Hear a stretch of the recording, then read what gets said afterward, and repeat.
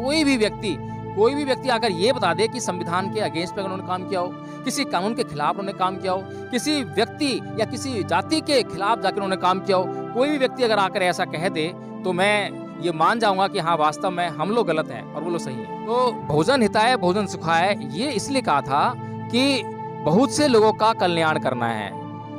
बहुत से लोगों का मतलब अधिकतर लोगों का, जिसमें कि समाज में चोर उचक्के बदमाश भी रहते हैं। अब उनका तो भला नहीं किया जाता ना, उनका कोई राजा भला नहीं कर सकता, उनका कोई प्रजा भला नहीं कर सकती है, कोई आदमी उनका भला सोच नहीं सकता है। लेकिन जो अच्छी मानसिकता वाले लोग हैं वो बहुजन होते हैं, बहुत संख्या में होते हैं, जो लोग सुख शांति और समृद्धि हित में जीवन यापन करना चाहते हैं। 500 मात्र 500 महारों ने 28,000, अगर 500 महारों को किन्हीं भी 500 की संख्या में लोगों को खड़ा कर दो और उनके सामने 28,000 लोगों को खड़ा कर दो तो वो 500 लोग कहीं दिखाई नहीं देंगे। तो जो विशालता थी, विशाल अंतर था, उसी से बहुजन समाज को वह महत्वपूर्ण प्रेरणा मिली।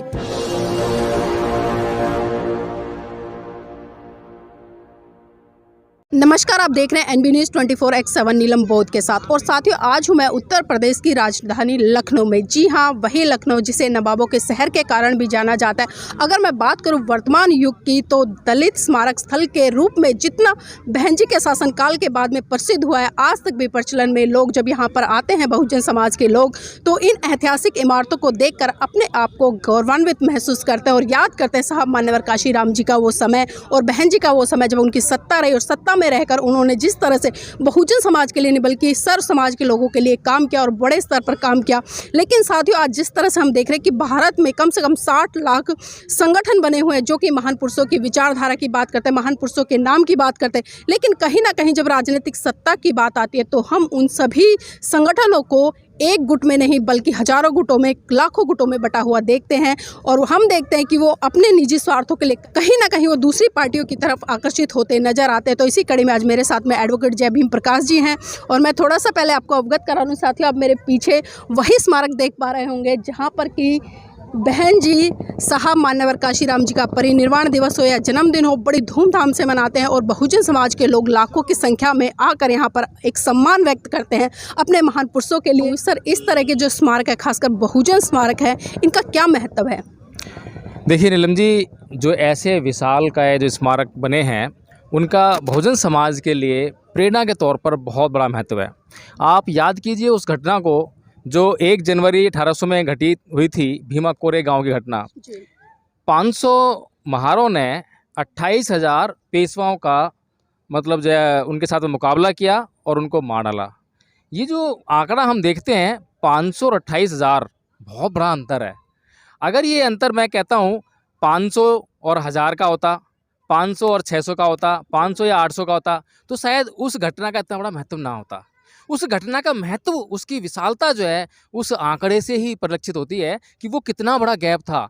500 मात्र 500 महारों ने 28,000, अगर 500 महारों को किन्हीं भी 500 की संख्या में लोगों को खड़ा कर दो और उनके सामने 28,000 लोगों को खड़ा कर दो तो वो 500 लोग कहीं दिखाई नहीं देंगे। तो जो विशालता थी, विशाल अंतर था, उसी से बहुजन समाज को वह महत्वपूर्ण प्रेरणा मिली। वो उनके अंदर विश्वास जागा कि वे बहुत कुछ कर सकते हैं। इसीलिए जैसे ही उत्तर प्रदेश में बहुजन समाज सत्ता में आया, बहन जी की सरकार बनी, तो साहिब मान्यवर कांशीराम जी की प्रेरणा से उनके उद्देश्यों को परिलक्षित करते हुए बहन जी ने जो निर्माण कार्य किया वो मामूली कार्य नहीं है, वो विशालतम कार्य है। अभी हम जब क्या नाम है रास्ता भटक गए थे तो हम लोग जो है इस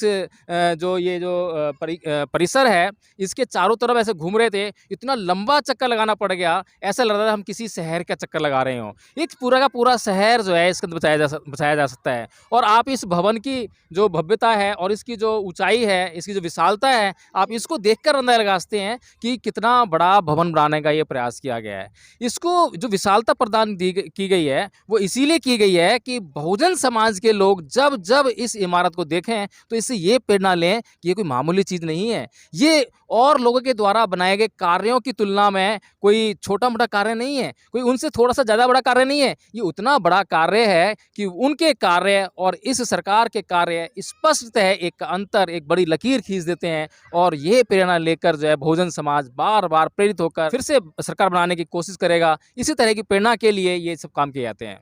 सर जानना चाहूँगी जिस तरह से अगर मैं आंकड़ों की बात करूँ तो मोटे-मोटे तौर पर चाहे मैं गली कूचे की बात करूँ या जिला स्तर की बात करूँ या नगरों की बात करूँ या फिर शहरों की बात करूँ, हम देखते हैं कि कम से कम 60 लाख संगठन आज बहुजन महापुरुषों की विचारधारा पर रजिस्टर्ड है। लेकिन क्या बात है कि 60 लाख अध्यक्ष भी होंगे, उसमें 60 लाख सचिव भी होंगे, 60 लाख उपाध्यक्ष भी होंगे, कई और भी नीचे पद होंगे। लेकिन क्या बात है कि जब राजनीतिक सत्ता की बात आती है, संगठित होकर सत्ता में काबिज होने की बात आती है, तब वहाँ पर वो सारे संगठन एकत्रित होते नजर नहीं आते हैं। तो इसके पीछे बेसिक कारण क्या है सर? देखिए नीलम जी, बेसिक कारण यही है कि बहुजन आइडियोलॉजी जिसे हम कहते हैं, अभी उससे इस समाज का परिचय हुआ ही नहीं है। अभी उस आइडियोलॉजी को इस समाज ने जाना ही नहीं है। बहुजन आइडियोलॉजी है क्या? ये बहुजन शब्द क्या है? बहुजन शब्द को अगर परिभाषित करूँ तो बहुत से लोग, बहुजन। तो भगवान बुद्ध ने कहा था कि बहुजन हिताय बहुजन सुखाय लोकानुकंपाय। तो बहुजन हिताय बहुजन सुखाय ये इसलिए कहा था कि बहुत से लोगों का कल्याण करना है। बहुत से लोगों का मतलब अधिकतर लोगों का, जिसमें कि समाज में चोर उचक्के बदमाश भी रहते हैं। अब उनका तो भला नहीं किया जा सकता ना, उनका कोई राजा भला नहीं कर सकता, उनका कोई प्रजा भला नहीं कर सकती है, कोई आदमी उनका भला सोच नहीं सकता है। लेकिन जो अच्छी मानसिकता वाले लोग हैं वो बहुजन होते हैं, बहुत संख्या में होते हैं, जो लोग सुख शांति और समृद्धि हद में जीवन यापन करना चाहते हैं। इसीलिए बहुजन समाज के लोगों के लिए सीधे सीधे साफ साफ एक संकेत है कि आपको किस आइडियोलॉजी पर चलना है। बुद्ध की आइडियोलॉजी पर चलना है। अब बुद्ध की जो कोई भी व्यक्ति आकर ये बता दे कि संविधान के अगेंस्ट पे उन्होंने काम किया हो, किसी कानून के खिलाफ उन्होंने काम किया हो, आज भी जो नए नए संगठन, नए नए नेतृत्व निकल कर आ रहे हैं, उनको अभी भी बहुजन संस्कृति के बारे में पता नहीं है कि बहुजन संस्कृति और अन्य संस्कृति में क्या फ़र्क है। अन्य संस्कृति हिंसा की बात करती है, अन्य संस्कृति घृणा और द्वेष की बात करती है। और आज जो बहुजन नेतृत्व निकल कर आ रहे हैं, नए नए युवक निकल कर आ रहे हैं नेता के रूप में जो है, तो वो भी वही बातें कर रहे हैं, घृणा की बात कर रहे हैं, द्वेष की बात कर रहे हैं, अशांति की बात कर रहे हैं, हिंसा की बात कर रहे हैं, हिंसा से हिंसा को समाप्त करने की बात कर रहे हैं। जबकि बुद्ध का संदेश ये नहीं है। बुद्ध का संदेश है कि अहिंसा से हिंसा को समाप्त करना, मैत्री भाईचारे प्रेम से हिंसा को शांत करना।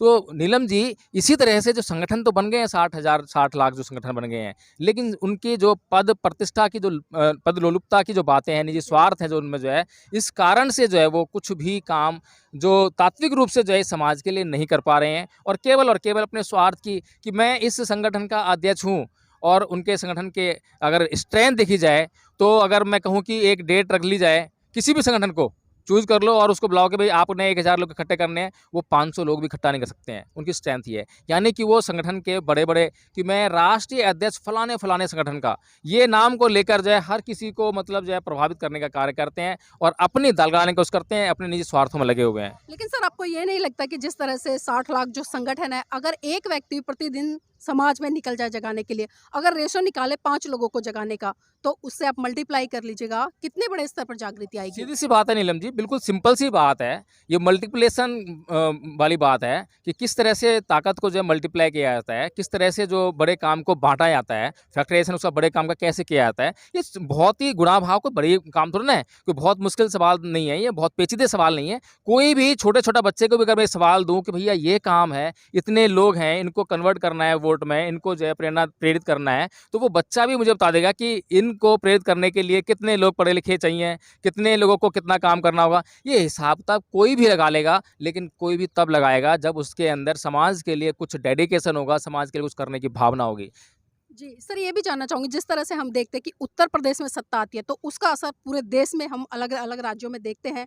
तो क्या कारण है? 2022 का भी रिजल्ट हमने देखा, जिस तरह से बीएसपी काफ़ी ग्राफ नीचे चला गया और अभी 2024 में जो लोकसभा के चुनाव है, तो पार्टियाँ कहीं न कहीं मजबूती के साथ धरातल पर लग गई। तो क्या लगता है कि जिस तरह से पीछे जो घटना घट रही है, अभी वर्तमान में जो घटना घट रही है, इनसे सबक लेते हुए बहुजन समाज के लोग इकट्ठे होंगे? देखिए नीलम जी, समाज इकट्ठा होता है नेतृत्व के अधीन। एक सशक्त और प्रेरणादायक नेतृत्व जब पैदा होता है तो समाज अपने आप इकट्ठा हो जाता है।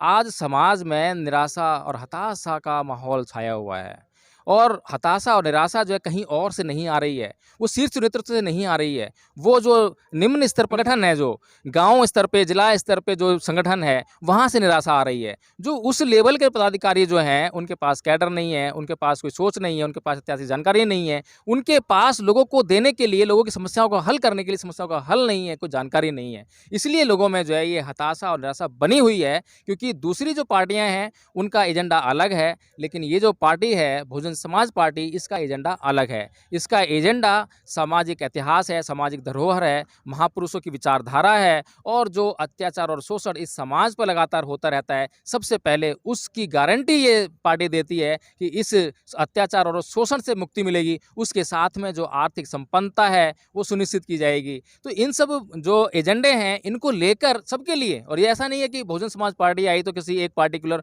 वर्ग के लिए काम किया, लेकिन ऐसी बात, ऐसा दुष्प्रचार फैलाया गया दूसरी पार्टी के द्वारा, जबकि बहुजन समाज पार्टी का कोई भी व्यक्ति आकर ये बता दे कि संविधान के अगेंस्ट पे उन्होंने काम किया हो, किसी कानून के खिलाफ उन्होंने काम किया हो, किसी व्यक्ति या किसी जाति के खिलाफ जाकर उन्होंने काम किया हो, कोई भी व्यक्ति अगर आकर ऐसा कह दे तो मैं ये मान जाऊंगा कि हाँ, वास्तव में हम लोग गलत हैं और वो लोग सही हैं। तो बहुत बहुत धन्यवाद सर आज की चर्चा में जुड़ने के लिए। तो देखिए जिस तरह से सर ने चर्चा की और अनिल जी भी मेरे साथ में, उनसे पहले चर्चा हो चुकी है, तो वास्तव में एक बहुजन समाज के लोगों को बहुत बड़े स्तर पर संदेश दिया है। क्योंकि देखिए जब तक हम संगठित नहीं होंगे, एक साथ आकर सत्ता के लिए काम नहीं करेंगे, क्योंकि बाबा साहब भी अक्सर साफ साफ संदेश देते थे कि राजनीतिक सत्ता हर ताले की वो चाबी है जिससे कि आपके लिए हर द्वार खुले होंगे, लेकिन आपको सोचना होगा कि आप किस दिशा में काम करें। क्या आपको आज भी टुकड़ों टुकड़ों में बंट कर लगातार अपने ऊपर जो शोषण करता है उनको आमंत्रित करना है, या इकट्ठे होकर फिर से एक बार मजबूती के साथ में चुनाव में भी आना और अपने वोट की ताकत को समझते हुए एक बार फिर से अपनी सरकार बनाने, क्योंकि 2024 जो लोकसभा के चुनाव है वो भी साथियों सर पर है, और लगातार जो पार्टियां हैं या संगठन है या हम बात करें उन कार्यकर्ताओं की, उन वोटरों की, कहीं ना कहीं एक उम्मीद लगाकर एक आस कर रहे हैं। क्योंकि हमने 2022 में भी जिस तरह से देखा, हर गली हर कूचे से सिर्फ एक ही आवाज़ आ रही थी कि जिस तरह से उत्तर प्रदेश में नहीं बल्कि पूरे भारत देश में जाति धर्म के आधार पर जो अत्याचार शोषण हो रहा है, कम से कम उत्तर प्रदेश में बहुजन समाज पार्टी की सरकार आती है तो ये अत्याचार शोषण रुकेंगे। लेकिन जब रिजल्ट आया तो साथियों बहुत ही निराशाजनक रिजल्ट था, और ये साफ साफ आम जनता भी कहती नजर आई कि जो रिजल्ट था वो रिजल्ट आम वोटरों का रिजल्ट नहीं था, बल्कि वो ईवीएम का था। तो यहाँ पर हम विपक्ष से भी अपील करना चाहेंगे, क्योंकि लगातार ये मांग जमीन से उठती रही है, उन कार्यकर्ताओं की उठ रही है, उन वोटरों की उठ रही है जो वोट दे के आते हैं, लेकिन उनका वोट कहीं ना कहीं वो हाथी पर तो डालते हैं लेकिन वो वोट खिसक कर कमल पर चला जाता है। तो यहाँ पर विपक्ष में जितनी भी पार्टियां बैठी हैं निष्पक्ष तरीके से ईवीएम के खिलाफ भी आंदोलन करें, तभी आप सही मायने में एक लोकतांत्रिक देश की स्थापना कर पाएंगे।